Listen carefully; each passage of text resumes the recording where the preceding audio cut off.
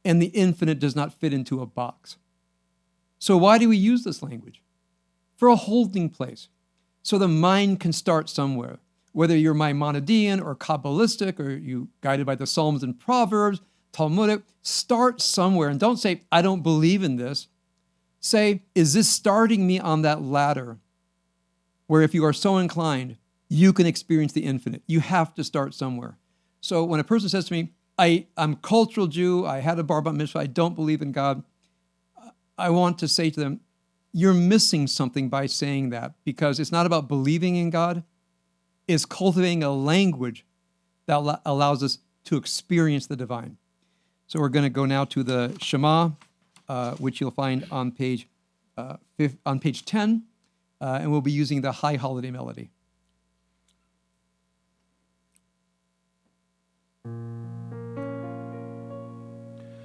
Shema Yisrael Adonai Eloheinu Adonai Echad Baruch Shem Kevod Kevod Malchuto Leolam Va'ed. And we continue with the V'ahavta. Ve'ahavata et Adonai Elohecha b'chol levavcha u'b'chol nafshecha u'b'chol me'odecha ve'hayu hadvarim ha'ele asher anochi metzavecha hayom al levavecha ve'shinantam levanecha ve'dibarta bam ve'shivtecha b'veitecha uvlechtecha b'derech uvshochbecha uvekumecha ukshartam leot al yadecha vehayu letotafot beinenecha uchtavtam al mezuzot beitecha uvisharecha. And we continue silently until the Ma'an Tizkaru at the bottom of the Hebrew on page 12.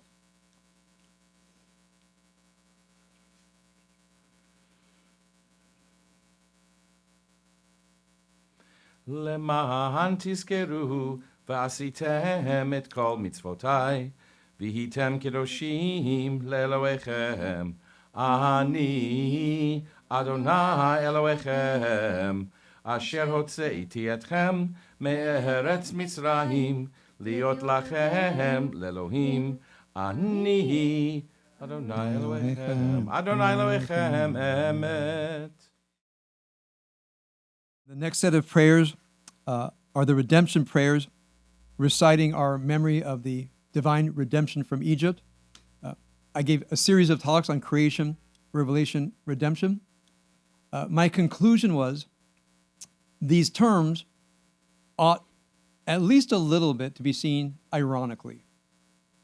So we are saying in the heroic fashion, God redeemed us from Egypt. We all know that. The Khamokha is a beautiful song. It's a great image. The Sea of Reeds splits. We come out from slavery. We go into the Sinai Desert. The people sing. What a joyous moment. And then what happens? And then what happens is one moment of breakdown and betrayal after another throughout the Torah. And I remember when I finally admitted this to myself, this is a book about human failure. This is a book about people who couldn't keep it together, people who were deemed by God and given the law and could not do what they were asked to do. And I remember when I finally understood this, I think under the power of existentialism, which is an approach to life of radical responsibility. Here I am existing in my life. I was thrown into this moment. What is my duty? To what I am responsible? And why don't people live up to the responsibility of existence? They fall back on something else. They fall back on fear. They fall back on resentment. They fall back on anxiety. They fall back on some story that robs us of the experience of existence and the experience of our free will and our experience of responsibility. So I saw this as not a story about God. As Torah is about the human condition, especially the human condition of failure. So here's the irony. God redeems us from Egypt, but as the Talmud says this very outright, we were not worthy of redemption. That the divine had a faith in us that we could barely live up to. And over again, you see the divine astonished what the Israelites do. I say to myself, well, there goes the omnipotence of God. God may be all-knowing, but God cannot predict what the Israelites will do next. Story after story, you can almost sense God saying, I don't believe this. I never, ever thought they would do this. So the human condition, in a way, from a biblical perspective, defies the presence of the divine. Whoever edited the Torah put those stories in there. And this is another thing that astonished me. This is not hagiography. This is not stories about the saints. This is stories about the failure of human beings, meaning it's a story about us. When we study these failures, we're studying our own narratives. We're studying our failures in spite of our knowing what we should have done. It's not that we don't know what's right and wrong. We don't know what the spiritually deep and authentic thing is to do. We just can't do it because something inside of us is the spoiler, the Yetzer Hara. So whenever I look at redemption, I love the heroic vision, but then I look at the irony. We left our hearts in Egypt. And the question was, how could we get our hearts out of Egypt to have a unified heart as we go into the rest of the Bible? And it's not an easy story to read, in my mind, until you get to the Psalms and the Proverbs that mostly talk about the deep potentials of the human condition. So now we're going to recite the heroic narrative, and I'll be talking about the narrative of frailty tomorrow. We're going to go into the Khamokha at the top of page 14. המעביר בניו בין גזרי ים סוף את רודפיהם ואת שונאיהם בתהומות בא וראו בניו גבורתו שיבחו והודו לשמו ומלכותו ברצון קיבלו עליהם משה ובני ישראל לך אנו שירה בשמחה רבה ואמרו כולם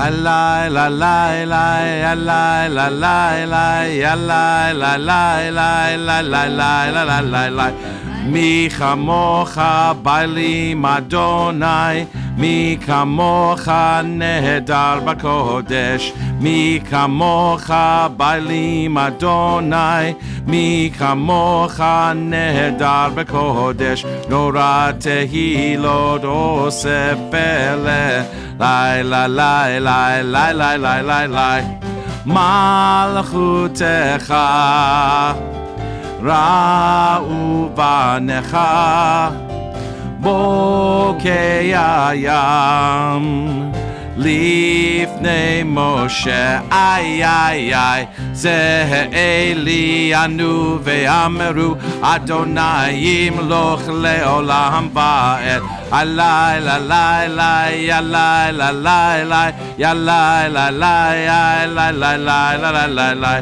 ya la la la la ya la la la la la la la la la ya la la la la Lie, lie, lie, lie. Lie, lie, lie, lie, lie. Lie, lie, lie, lie. Lie, lie, lie, lie. ונאמר כי פדה את אדוני יעקב וגואלו מיד חזק ממנו ברוך אתה אדוני גאל ישראל.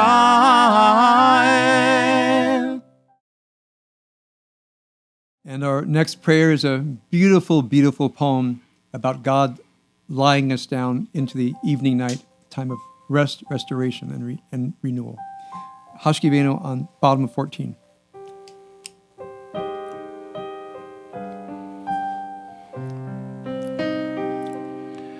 Hashkivenu Adonai Eloheinu leshalom V'ha'amidenu malkeinu lechaim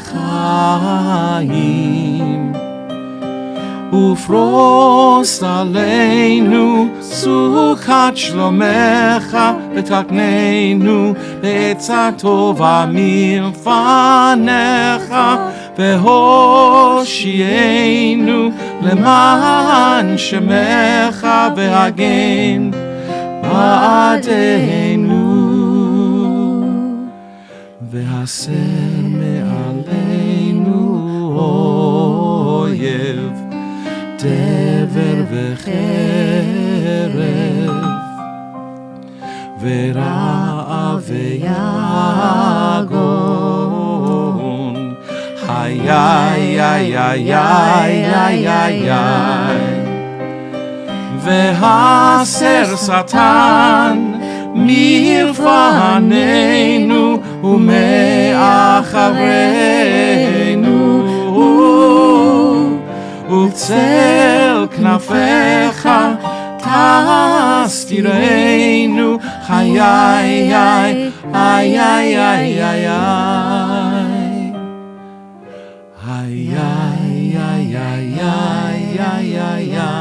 איי איי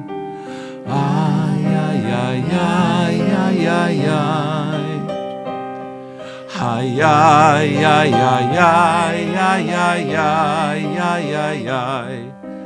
Ay, ay, ay, ay, ay, ay, ay. Beautiful. And we continue with the Vashamru. It is Rosh Hashanah and Shabbat.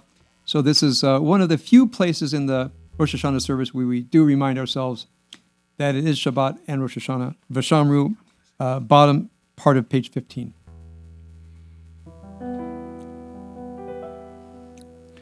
ושמרו בני ישראל את השבת לעשות את השבת לדורותם ברית עולם ביני ובין בני ישראל אותי לעולם כי ששת ימים עשה אדוני את השמיים ואת הארץ וביום השביעי שבת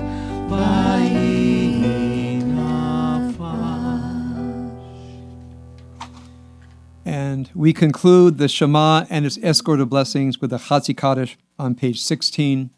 And then we will go straight into the Amidah on page 18.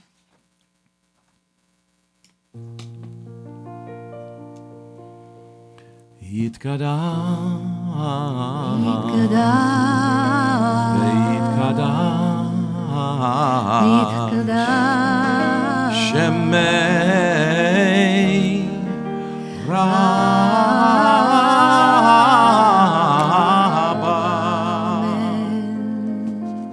Be'alma Ay ay ay ay ay Diverachi Rusei Be'yamich Malchutei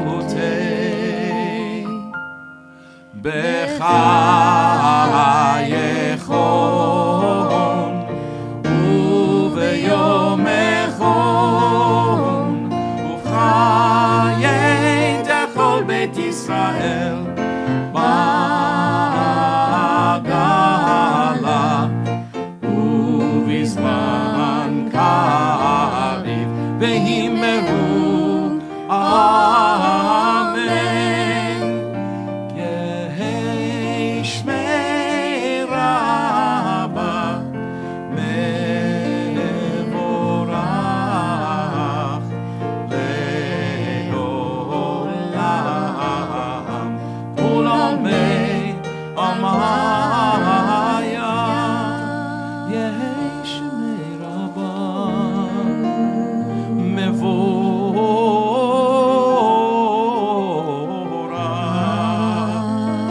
לעולם ולעולמי עמיה. יתברך וישתבח ויתפאר ויתרומם ויתנשא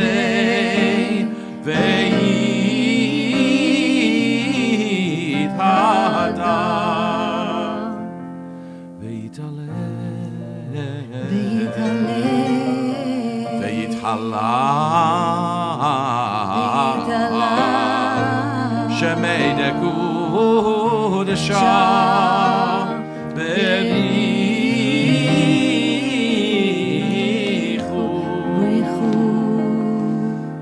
לעילם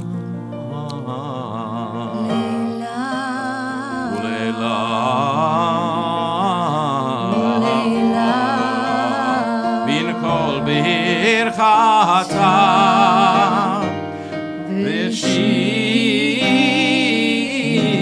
ושירתה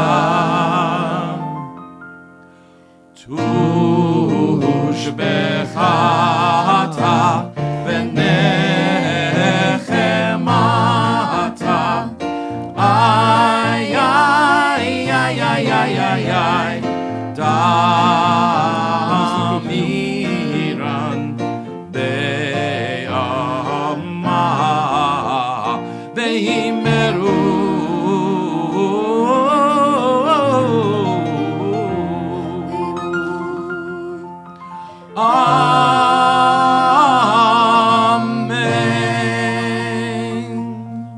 Amidah, page 18.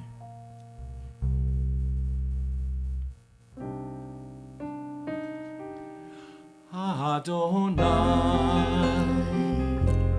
שפתי תפתח ופי יגיד תהילתך אדוני. שפתי תפתח ופי יגיד תהילתך אדוני. שפתי תפתח ופי יגיד תהילתך. ברוך אתה אדוני אלוהינו ואלוהי אבותינו, אלוהי אברהם ושרה, אלוהי יצחק ורבקה, ואלוהי יעקב ורחל ולאה.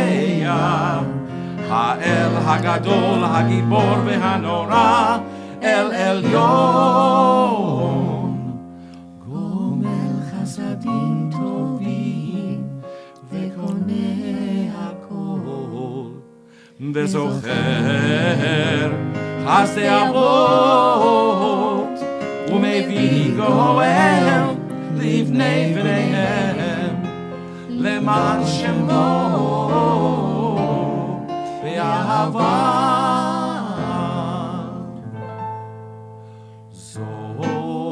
זוכרנו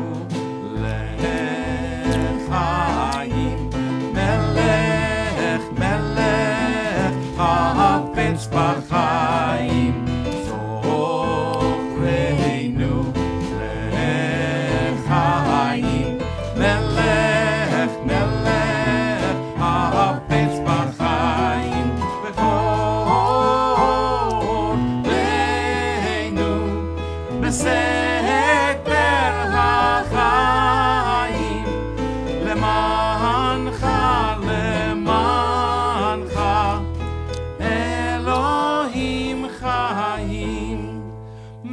מלך עוזר ומושיע ומגן.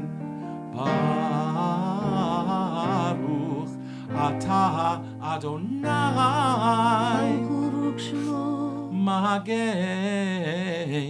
אברהם ושרה.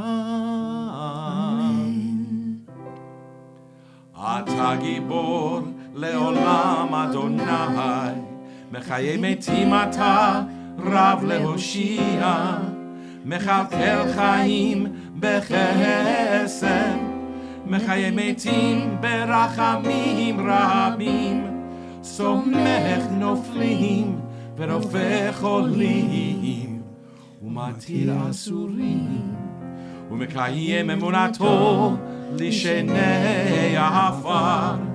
מי כמוך בעל גבורות ומי דומה לך, מלך ממית ומחיה ומצמיח ישועה. מי כמוך אב הרחמים, זוכר יצוריו לחיים ברחמים. מי כמוך אב הרחמים, זוכר יצוריו לחיים ברחמים. ונאמן אתה להחיות מתים. ברוך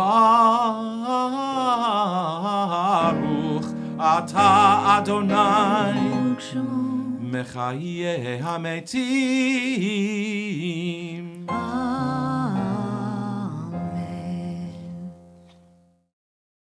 And now we go to the special Rosh Hashanah edition, the Uvchen prayers on page 20 and 21. אתה קדוש ושמך קדוש, וקדושים בכל יום יעללוך הסלע.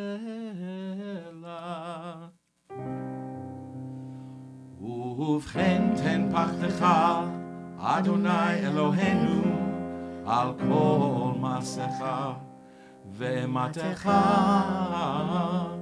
על כל מה שבראת, ויראוך כל המעשים, וישתחוו לפניך כל הברואים, ויעשו כולם אגודה אחת, לעשות רצונך בלבב שלם. כמו שידענו אדוני אלוהינו שהשלטון לפניך, עוז בידך וגבורה בימינך, ושמך נורא על כל מה שבראת. איי איי איי איי איי איי איי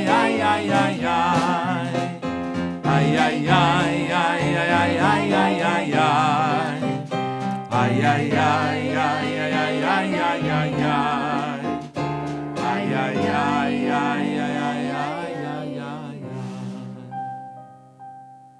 ובכן תן כבוד אדוני לעמך, תהי לו ליראך, ותקווה טובה לדושך, ופתחון פה למייחלים לה.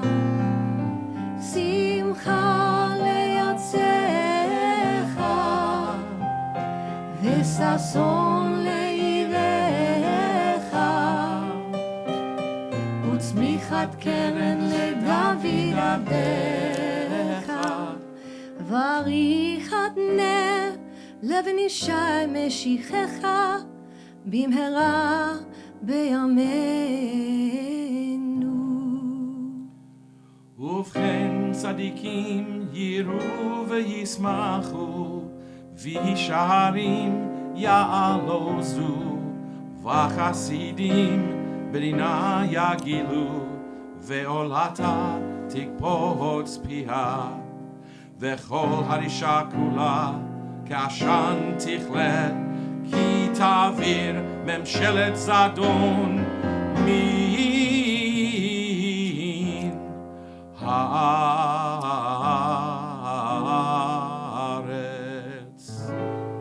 ותמלוך אתה אדוני לבדך על כל מעשיך, בהר ציון משכן כבודך, ובירושלים עיר קודשך, ככתוב בדברי קודשך. קדוש אתה ונורא שמך, ואין אלוה מבלעדיך, ככתוב ויקבע אדוני צבאות במשפט, והאל הקדוש ניגש בצדקה. ברוך אתה אדוני המלך הקדוש. Amen.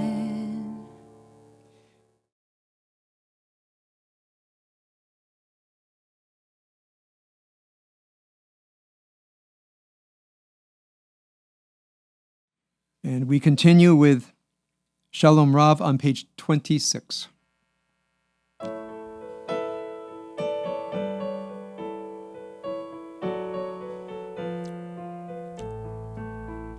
Shalom Rav al Yisrael Amcha Tasim Leolam. Shalom Rav al Yisrael Amcha Tasim Leolam. Ki ata hu melech Adon lechol hashalom. Ki ata hu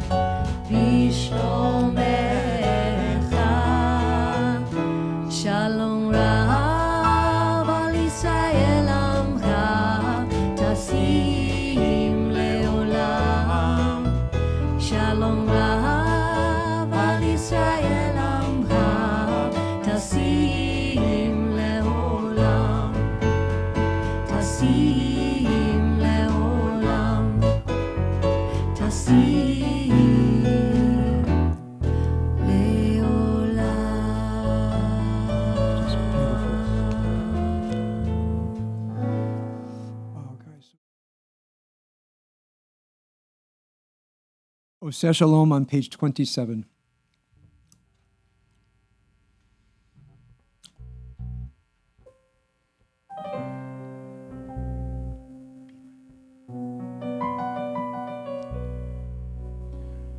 Oseh Shalom bimromav, Hu yaseh Shalom Alenu ve'al kol Yisrael.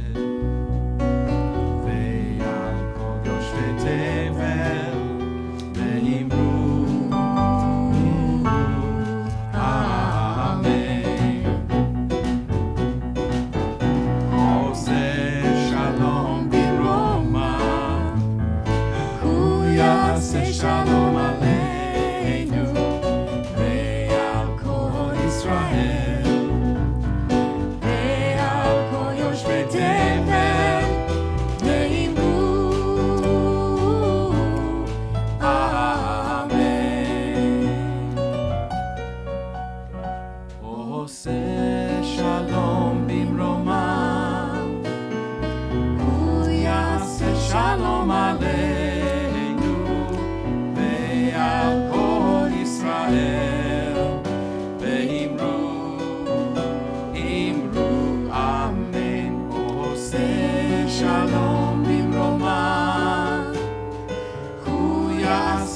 Shalom Aleinu ve'al kol Yisrael ve'imru amen. Ya'aseh Shalom, Ya'aseh Shalom, Shalom Aleinu ve'al kol Yisrael. Ya'aseh Shalom, Ya'aseh Shalom, Shalom Aleinu ve'al kol Yisrael. Ya'aseh Shalom, Ya'aseh Shalom, Shalom Aleinu ve'al kol Yisrael. Ya'aseh Shalom, Ya'aseh Shalom, Shalom Aleinu ve'al kol Yisrael. Ya'aseh Shalom, Ya'aseh Shalom, Shalom Aleinu ve'al kol Yisrael.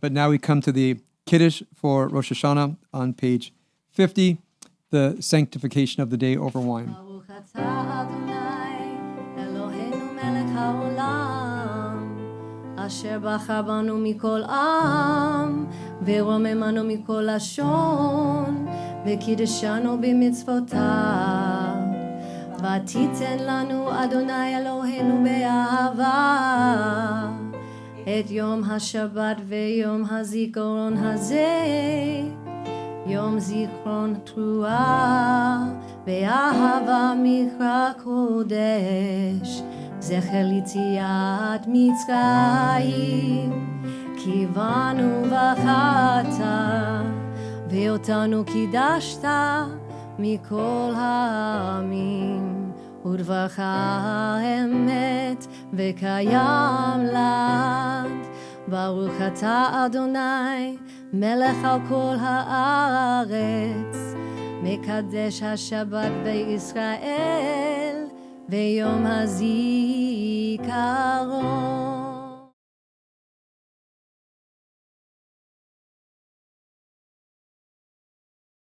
Shehecheyanu, page 31.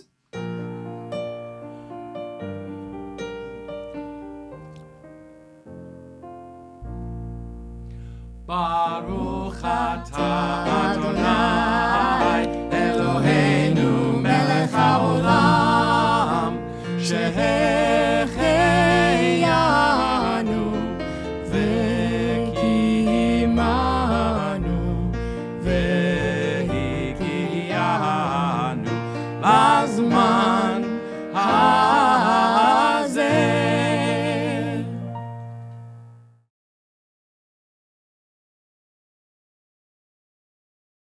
Alenu on page 33.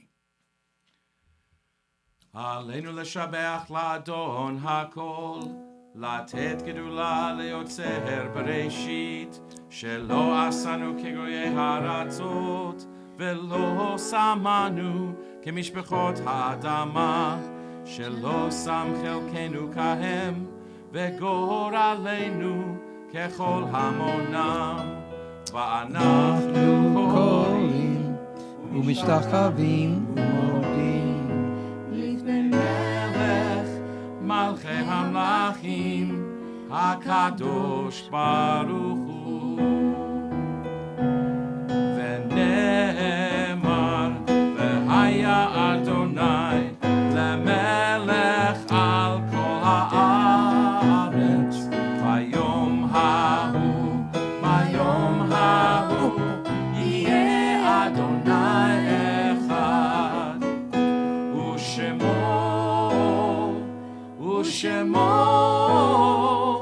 ושמו אחד. We come to the Kaddish on page 36. One of the names for Rosh Hashanah is Yom HaZikaron, God being mindful of us. But of course, Zikaron also means memory. Reminds us of the word Yizkar when we grieve the recent losses we have suffered and also the losses we have suffered throughout our lives. A few of our dear synagogue members have passed away in this year, and we grieve them very deeply. And so this is a moment for anyone who has grief fresh in your mind or grief brought up from the past. Feel free to recite the Mourners Kaddish with me. Yitgadal v'yitkadash shemei Rabbah be'alma divara chirute v'yamlich malchute v'chayechon u'v'yomechon u'v'chayei dechol beit Yisrael ba'agala u'vizman kari v'meru. Amen. Yehi shemei Rabbah mivorach la'olam u'lalamei almaya. Yitbarach v'yishtabach v'yitpa'ar v'yitromam v'yitnaseh v'yithadar v'yitale v'yithalal shemei dekudesha Barekhu. La'ela u'la'ela mikol birchata v'shirata tushbechata v'nechemata da'amiran ve'alma v'meru. Amen. Yehi shlama rabba min shemaya v'chayim alenu ve'al kol Yisrael v'meru. Amen. Oseh Shalom bimromav hu ya'aseh shalom alenu ve'al kol Yisrael v'meru. Amen.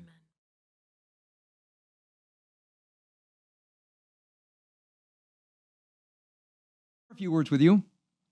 I had a very interesting year. I had long COVID, exacerbated my heart disease. I ended up in the hospital, had a triple bypass. But here's the cool part. People always ask me, Rabbi Finley, is there any spiritual dimension to your Brazilian Jiu-Jitsu? I say, no, it's actually just fighting. I just like to fight. Like, we don't do any bowing down. We just train and fight.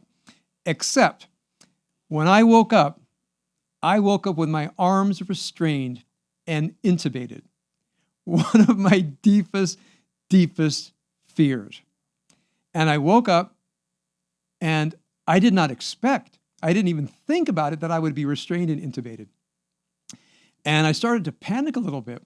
And the physician said, you have to calm down. We want to get the intubation out. We really do. But you have to calm down. So how do I calm myself down? Here's where I went.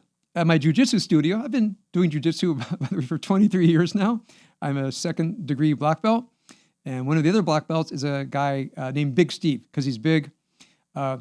Think of a lineman on a college football team. I think he was a lineman on a college football team. So he's a guy I can't take.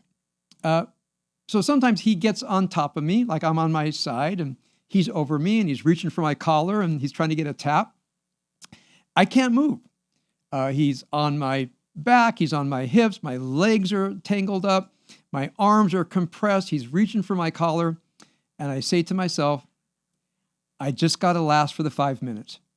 I just got to protect my neck for like 3 more minutes. The bell rings. I'm good. I have been in Steve's grips so many times that I just learned. Like, I can fight for 2 minutes. And then Steve's going to get me. And all I have to do is open my collar and go for 3 more minutes. So I just imagine myself in Steve Grossi's grips. And I'll tell you 2 beautiful things about it. A, he's a beautiful man, a really wonderful person. And secondly, I don't have to worry about anything. Even if Steve taps me out, it's going to be in a gentlemanly way. No one goes rough. And so if he gets it, he gets it. I tap it, it's all good. I can either tap it, but I trust him. He's a good person. So this is the first overtly spiritual use I made of Brazilian Jiu-Jitsu. It got me through my intubation. Okay, now, by the way, when you come out of that surgery, you are, we're getting compliments for the service. Thank you, all of you, so much for being here. It means so much to us. You can't even imagine what it feels like to see all of you here tonight. All right. The second thing was the spiritual use of humor. So I'm lying there, and I come out of the Steve Grossi meditation, and I try to talk. Of course, you can't talk because you're intubated and kind of paralyzed. And my family picks up on it, and Shuli gets a little bored, and she starts going down the alphabet. J. We don't understand. O. John. K. Joke? Yeah, joke. I need a joke. So we actually have, it's going to sound kind of morbid to you, a series of prepared jokes that we say on my deathbed. Okay? Because I want to go out laughing. We have several. I'll just share one with you, which is part of the Finley family canon. So I was on my deathbed, but I was, how should I say, the bed after my near death. The doctor said, you have to have the surgery now or you will die. I said, okay, I'm having surgery. So I'll tell you one of the Finley family jokes.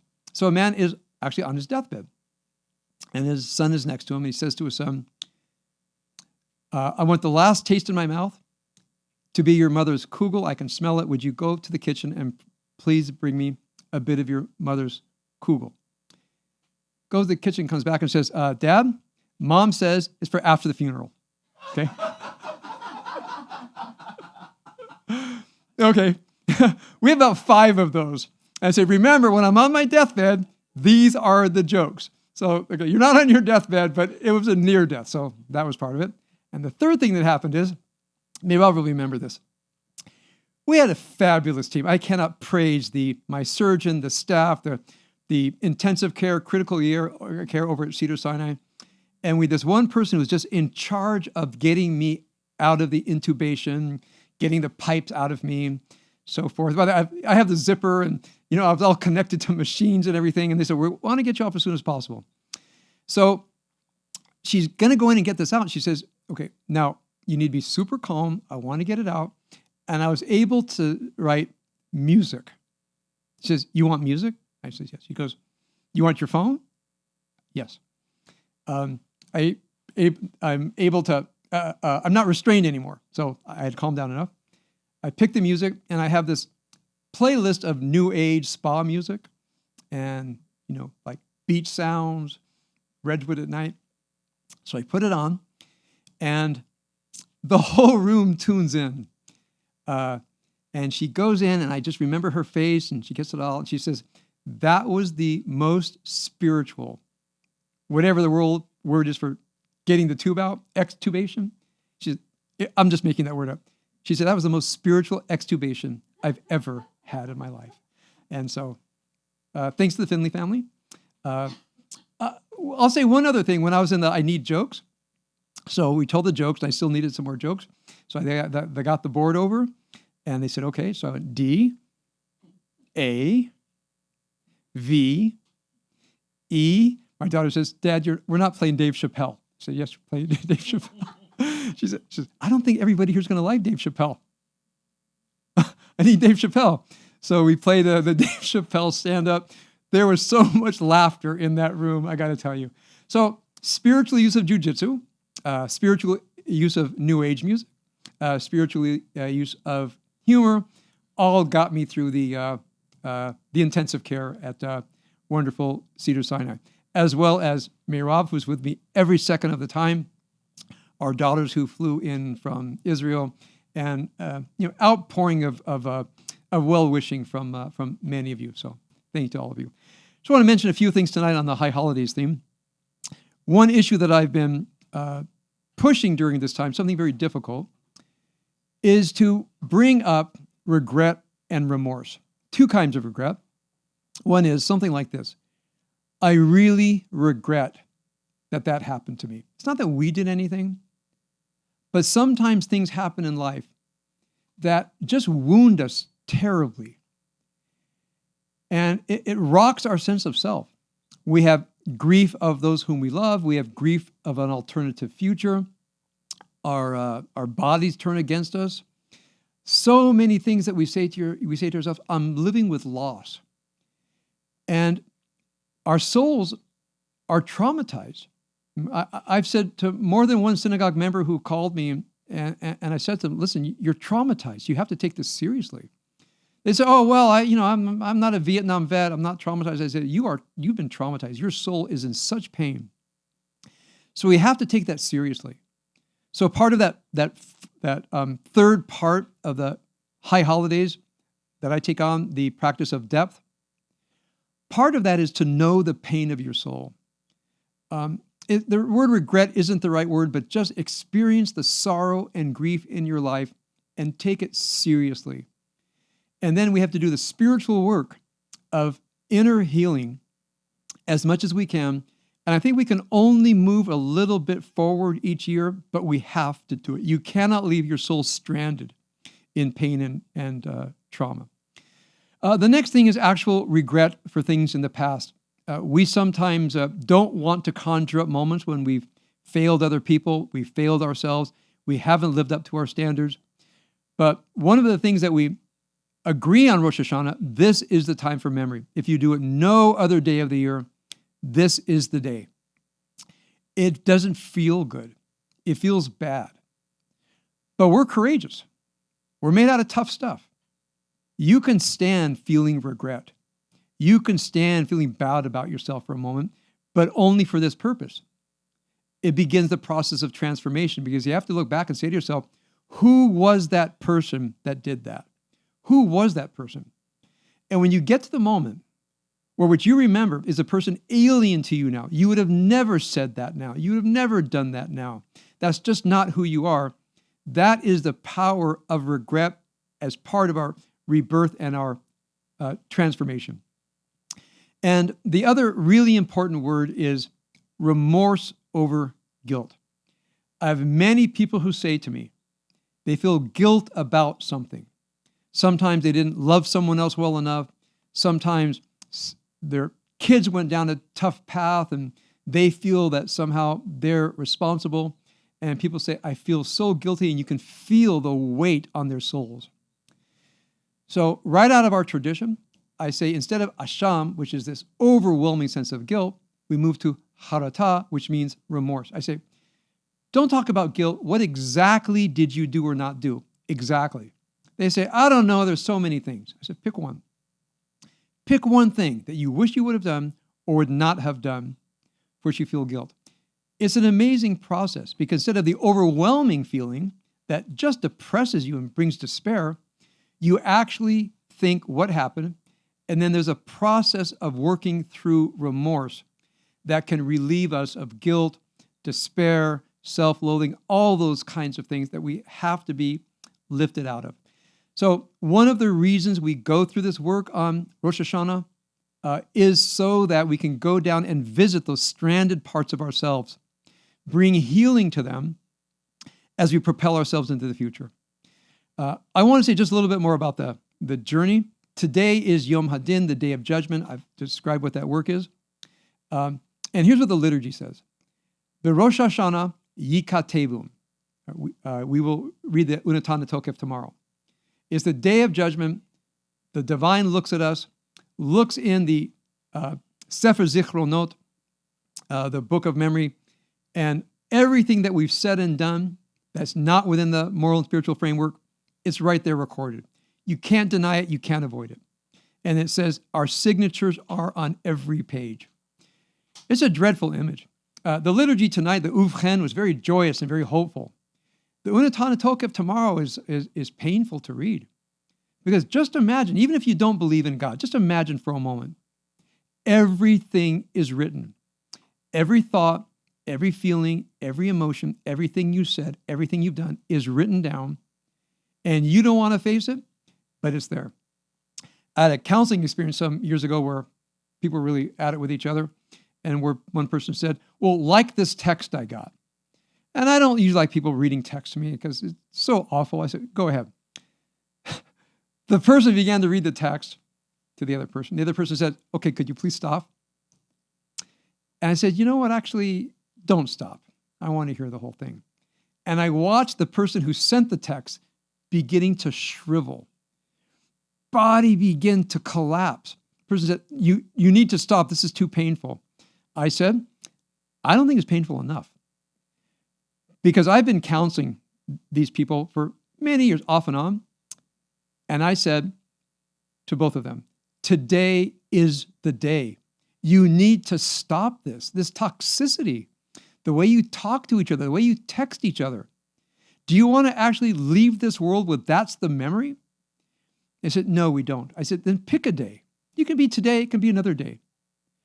But I would love you, and they met me through my wisdom work classes, today.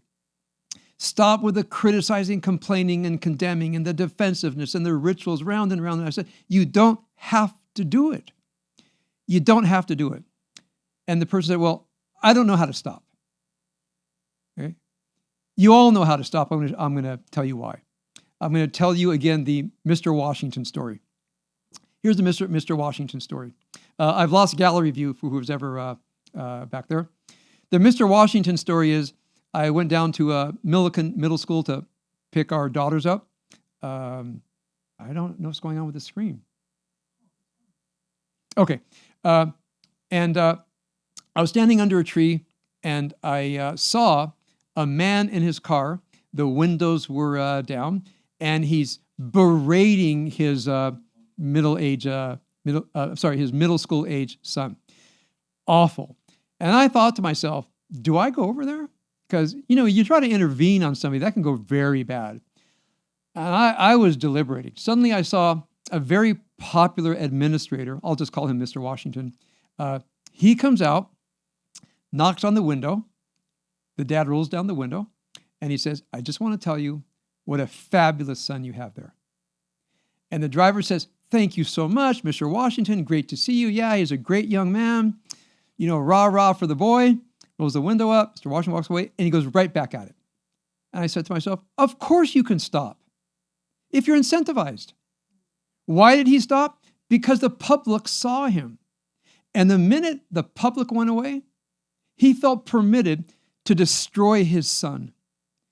Now, our daughter was about, 13 then. This was Abigail 13 years later.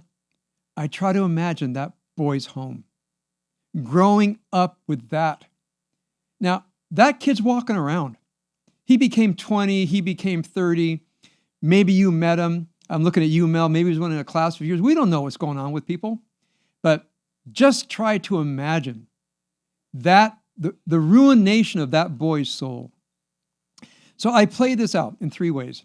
I think of the father one day, maybe you're here now, probably not, coming to your senses and says, I have a lot of teshuvah to do. I have to apologize to my son. I've got to rework myself as a human being and as much as I can undo the damage. Then I think of the son. I just imagine what he went through. He gets out of the house and his soul is ripped apart. And maybe he starts to symptomize and then I think to myself, what could I guide him? And I have to share with you, in many of my wisdom work classes, that boy shows up. But now he's 25, he's 30, he's 40. I don't know what to do. I've been in therapy. It hasn't worked well. Well, most therapists are really talented and beautiful people, but sometimes the psychodynamic method of recalling your past is actually not the right thing. Part of it is what I call a future-oriented. This is existentialism, by the way, also Viktor Frankl's logotherapy. You look for meaning into your future. You don't dwell on your past. That boy has a lot of work ahead of him. I thought about him. Now, Mr. Washington, I used to think that was a beautiful coincidence that Mr. Washington walked out there. Recently, I belong to an on-again, off-again book club, and we had a day where everybody could bring their spouses. And so this one person, kind of very witty, a little bit acerbic person brought her life partner. And he was a beautiful, Bible-quoting, devoted Christian. And I said, wow, and tell me about because I thought about a spiritual practice. He said, well, here are the Psalms I write every day. And he rattled off the Psalms that he reads and studies every day. He said, what do you? I said, well, I have a little bit different, but tell me those. I want to memorize them. And then he told me about his life. And I just got a sense. I think I read people well. He's an angel. He told me about the clinical practice and what people ask of him. And I could feel his grace. I could feel the love. I could feel the beauty. I could feel the spiritual depth. And then I just had a light going about Mr. Washington. Mr. Washington got there by accident. Mr. Washington was an angel. Mr. Washington, like me, this is my imaginative reconstruction. Mr. Washington was looking out his window and seeing this. Not like me, where I said, I don't know what I should do. Mr. Washington said, I know what to do. I'm going to go out there and I'm going to break this up. And maybe this vicious, mean father can come to his senses and realize I actually can stop if I'm incentivized. So that's what I told this person. I told the Mr. Washington story to this couple. I said, you can stop if you're incentivized. Here's the incentivizing. One of you is going to die first. One of you is going to be preparing for the funeral. I've been there. What are they going to say at the meeting with the rabbi? Because what I say to people is, tell me the truth. I promise I'll do a nice service, but don't lie to me. And people say, well, okay, I'm going to tell you the truth, and you're going to give a good spin. I say, yes. The horrible sadness that I hear of lives wasted, frittered away, because no one decided to live with virtue and nobility and depth. It breaks my heart. It breaks my heart because it is so avoidable. It is so avoidable. You make the choice to be virtuous, to have nobility, to have depth in your life, and you say to yourself, I don't have to say everything that comes to my mind. I can reframe myself as much as possible to come with love and grace. We can't always bring that about, but we can do better. And so I just said to them, what do you want your spouse to say at the meeting with the rabbi right before your funeral? And then decide that now. That's what I want to say to all of us. This day is here to alert us. We have 10 days where the judgment is written. And then on Yom Kippur, it says, Yechatemu, it is sealed.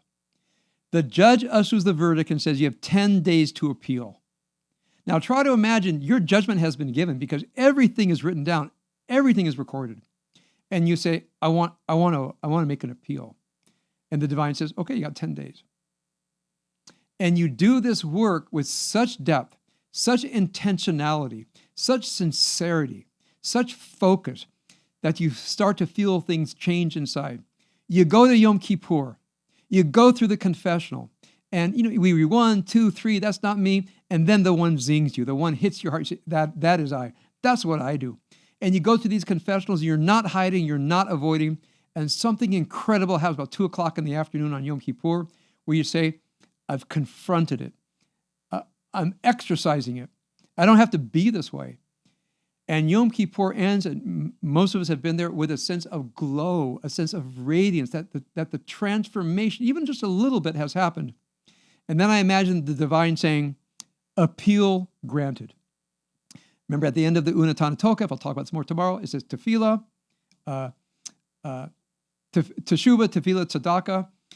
I'll explain those words tomorrow. Ma'avirin at roa hagazera can avert the severe decree. On Rosh Hashanah, there's a decree. We have 10 days to appeal. Try to imagine the mind and soul of the universe is scrutinizing you for 10 days and looking at your inner work. And on Yom Kippur, the judgment is sealed, and our tradition says, you are sealed for good. That's the second part of our Rosh Hashanah blessing. We say, L'shana tova tikatevu, may you be inscribed, v'techatemu, and may you be sealed. So that's what I want to say to all of you. Take this day seriously. It's a gift of our tradition.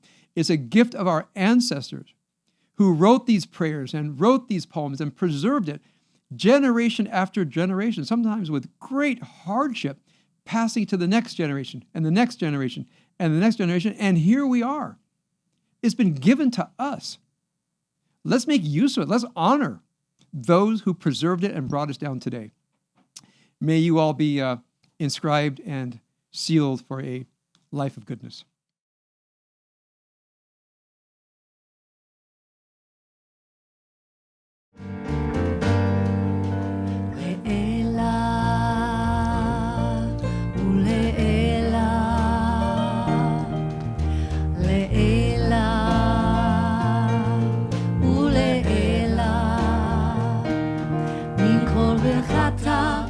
שירתה, תושבחתה, נחמתה, תמירה, בעלמה, באמרו,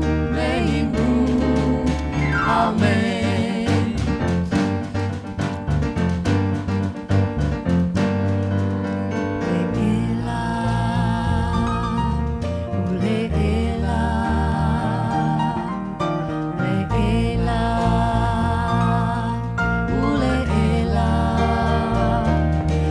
Anywhere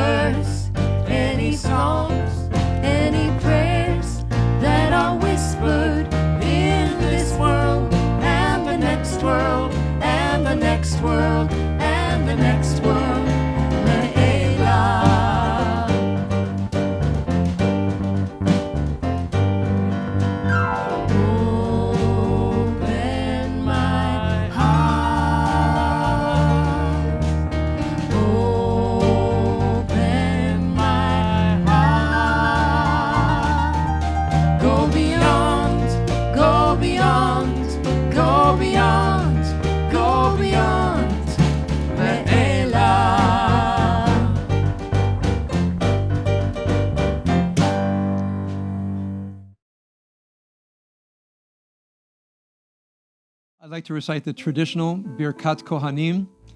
Remember, the translation is, may Adonai bless you and stand guard over you. May the light of Adonai shine upon you and through you. And may God be gracious to you. May God's presence be lifted toward you. And may God grant you life and love and health and happiness, woven into the blessing of Shalom, the blessing of peace and wholeness.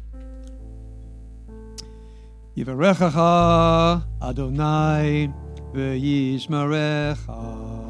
Ken yehi ratzon. Ya'er Adonai panav elecha v'yichoneka. Ken yehi ratzon. Yisa Adonai panav elecha v'yasem lecha shalom. Ken yehi ratzon.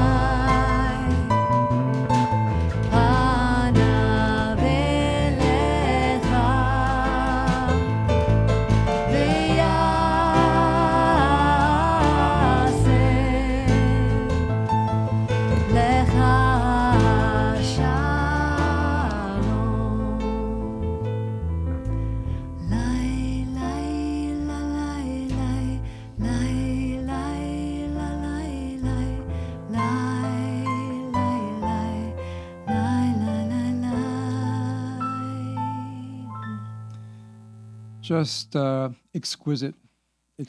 Thank you so much. Just want to remind all of you, this is a work of love and art and depth and beauty that our Geschäft, our crew, is bringing you, and we need your devotion and support to keep this going. So we're putting it in your hands so we can do the work of our hands. Adon Olam on page 37. I love this version. It has a lyrical part and then like a oompa band part and then a lyrical part and mixes it all up.